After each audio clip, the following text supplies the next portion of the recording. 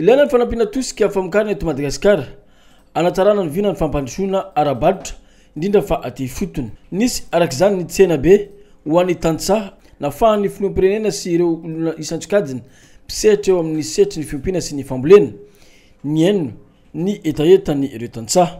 Natao ifandraisan'ny atao hoe le roa mpiarina ray manontolo mihitsy zany no tetika amin'io ampisehoana le politika mpanjakana hoe afaka miaraka tsara ny tantsaha-mpamokatra mitodika makany amin'ny tsena ka tsena nireo mpanodina ny vokatra miara mamokatra amin'ny ihany koa miaraka mijery azy ny tsena. Zay ny tena hevitra lehibe ampiarahana satria nisy foana ny foara agricole raha Madagasikara misy any foara hitantsika isam-pokotany ary ny sasany fa zao tsika araka le kabariny tantsaha tao hoe zay ny mifanena amin'ny olona afaka miresaka amin'ny olona zay mila vokatray zany hoe tsenanay zany le izy. Lavitresaka nefa io tanjona tiana tratrarin'io raha tsy misy ezaka manokana avy amin'ireo tantsaha-mpamokatra eto Madagasikara amin'ny tokony ialan'izy ireo amin'ny fomba mahazatra hatramin'izay zay tsy dia hita loatra ny tombotsoa azo taminy amin'ny tsy fanarahana ny toromarika amin'ny fiompiana sy ny fambolena.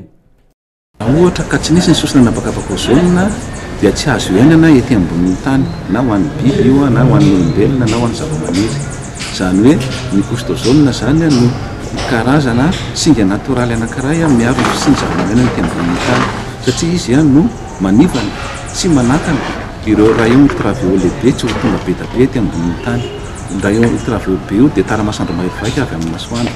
Zany hoe manimby io ho an'ny olombelona ho an'ny biby ho an'ny zava-maniry ka raha io tonga be da be ety ambonin'ny tany vokatry ny fahasimban'ny sosona napakapaka ozonina dia tsy hisy ny aina ety ambonin'ny tany zany fa ho simba zao tontolo zao.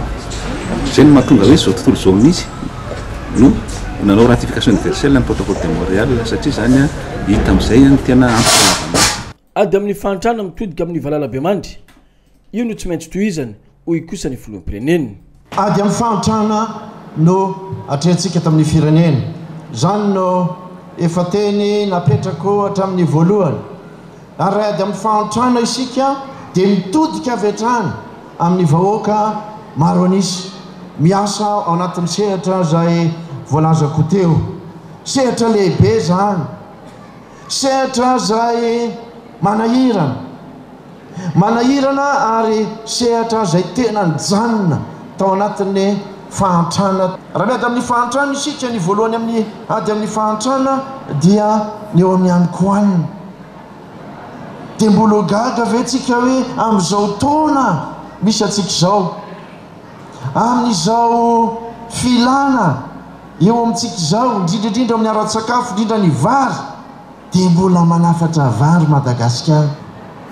Fa zay foto-kevitra lehibe mibaiko atsika dia zao mitondra ny fambolena sy ny fiompiana eo amin'ny sehatra avokoa eo amin'ilay sehatra zay ataoko hoe eo amin'ny tsena.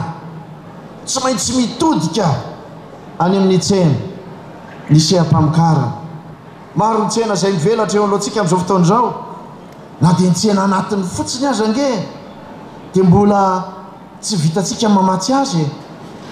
Maika fa reo tsena zay misy atsika ao amin'ny Sadek, ao amin'ny Comeza, eto Afrika, atao anatin'ny Océan Indiana manerana zao tontolo zao tsena zay mivelatra ary be dia be reo antsona hoe opportunité ho atsika ao anatin'izany. Ny sokatra omaly arak'izany ny tsena be ny fambolena sy ny fiompiana teto Madagasikara zay azo antsona hoe journée présidentielle ihany koa izy ity.